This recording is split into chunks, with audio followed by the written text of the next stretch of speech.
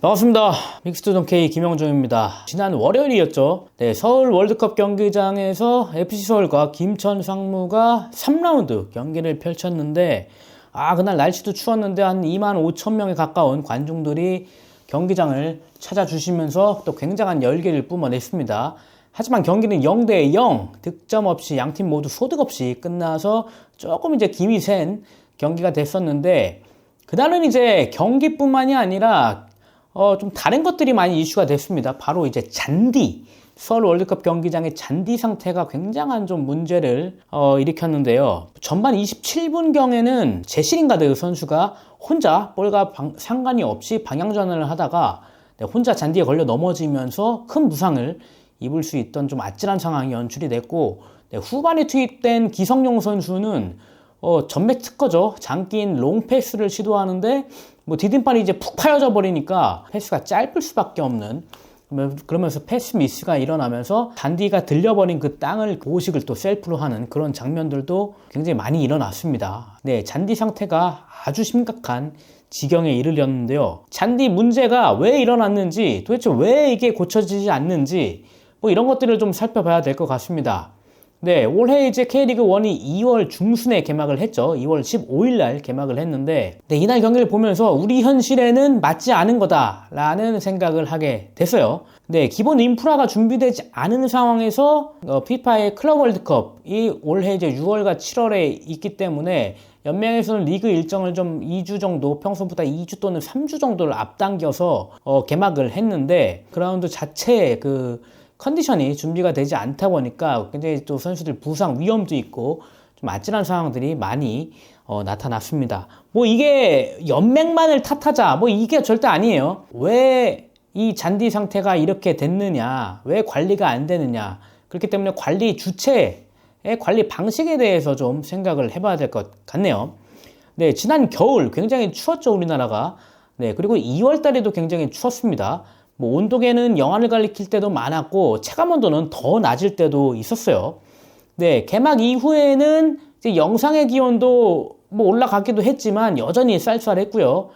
잔뜩 껴입은 사람도 이렇게 추운데 그냥 맨 땅에 노출된 잔디가 얼마나 추웠겠습니까? 기상청 자료를 좀 찾아봤더니 올해 2월 서울의 평균 기온은 영하 1.2도였고요. K리그 팀들 중에 가장 남쪽에 있는 경기장이죠. 제주 서귀포는 5.9도를 기록을 했네요. 아마 너무 추워서 잔디가 뿌리 내리기 전에 리그가 개막되다 보니까 잔디가 자꾸 들리는 현상, 이런 것들이 일어나는 것 같아요. 하지만 K리그와 같은 일정, 같이 2월 15일에 개막한 일본의 J리그 경기장을 보면 또 고개가 갸우뚱해집니다. J리그 1라운드에서 3라운드를 보면 수준 높은 잔디를 가지고 있는 경기장에서 경기를 치르는 것을 확인할 수가 있습니다. 일본이 우리보다 남쪽에, 전체적으로 좀 남쪽에 위치해 있기 때문에 우리보다 좀 조금 따뜻한 건 사실이에요. 제가 그래서 강원도 속초와 또 위도가 조금 비슷하게 있는 일본 센다이 지방을 좀 찾아봤습니다.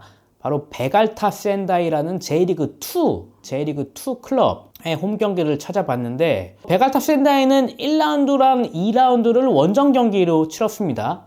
아마 일본도 J리그 사무국이 북쪽 지방보다는 상대적으로 기온이 좀 높은 남쪽 지방에서 1라운드와 2라운드, 2월달 홈 경기를 그쪽에서 치르는 걸로 조정을 한 것 같아요. 우리 이제 한국 프로축구 연맹도 개막 라운드 2월 15일, 16일 개막 라운드는 남쪽 지방에서 홈 경기를 치르도록 그렇게 일정을 분배를 했었잖아요. 그와 같은 일맥상통하다고 볼 수가 있습니다. 그런데 베갈타 센다이의 홈구장 잔디 상태는 우리와 굉장히 달랐습니다. 3월 1일 3라운드에 이제 홈 개막전을 치렀는데 잔디 상태가 완벽했습니다. 보면은 파인 곳 하나도 없죠. 그리고 깔끔하게 정돈된 그라운드는 정말 선수들이 최고의 퍼포먼스를 낼 수 있도록 정말 기본적인 인프라라고 할 수 있거든요. 그런 모습을 보여주고 있고요. 참고로 센다이의 올해 2월 날씨를 보면은 리그 개막 이후인 2월 17일부터 2월 28일까지 12일간의 기온을 보면 최저 기온이 영하로 떨어졌던 그런 날이 무려 9일이나 됩니다. 12일 중에 9일이나 영하였어요. 그 와중에도 잔디 상태를 잘 보존을 하고 잘 관리를 해서 3월 1일 첫 홈경기 때 정말 완벽한 잔디 상태에서 홈경기를 치를 수 있었다는 거죠. 결국 우리는 날씨 탓을 할 수 없다는 결론에 이르게 되죠. 네, 서울 월드컵 경기장은 작년 9월에도 잔디 이슈로 한바탕 홍역을 치렀었습니다. 결국 대표팀 10월 달에 있었던 대표팀 경기도 용인에서 치를 수밖에 없었죠. 당시 서울시설관리공단이 2024년 작년이죠. 1월부터 8월까지 경기장 대관으로 약 82억을 벌었지만 잔디 관리에는 약 3%인 약 2억 원만 사용했다는 보도가 있었습니다. 네, 이들이 작년 1월부터 8월까지 벌어들인 대관 수입 약 82억 원 중에는 FC서울이 경기장 사용료로 지불한 11억 원도 포함이 되어 있거든요. 그렇게 보면 이제 FC서울 입장에서는 합당한 임대료를 지불하고 사용료를 지불하고 축구장을 대여했지만 정작 정상적으로 축구를 할 수 없는 그런 축구장을 제공받았다고 볼 수가 있죠. 네, K리그 경기장 중에 가장 좋은 잔디 컨디션을 보여주는 대구 IM뱅크파크, 네, 대팍이죠. 대팍은 잔디 관리 비용으로 약 1억 원을 사용한다고 알려졌어요. 작년에 보도가 있었고요. 네, 서울 월드컵 경기장보다는 적지만 잔디가 잘 관리가 되고 있거든요. 네, 대팍을 관리하는 도시관리본부 측에 따르면 대팍은 이제 축구 외에는 다른 행사를 일절 대관을 해주지 않아요. 그렇기 때문에 적은 비용으로도 잔디 관리가 가능하다라는 의견을 밝혔죠. 잔디 손상이 그만큼 적다는 거고요. 네, 결국 서울 월드컵 경기장은 많은 대관으로 잔디가 망가지고 있지만 정작 각종 행사 등으로 사용되는 것에 대비해서 잔디 관리에 지출되는 그런 예산 자체의 투입이 너무 적었고 이것이 현재 잔디 문제로 이어지고 있다는 결론이라고 볼 수가 있습니다.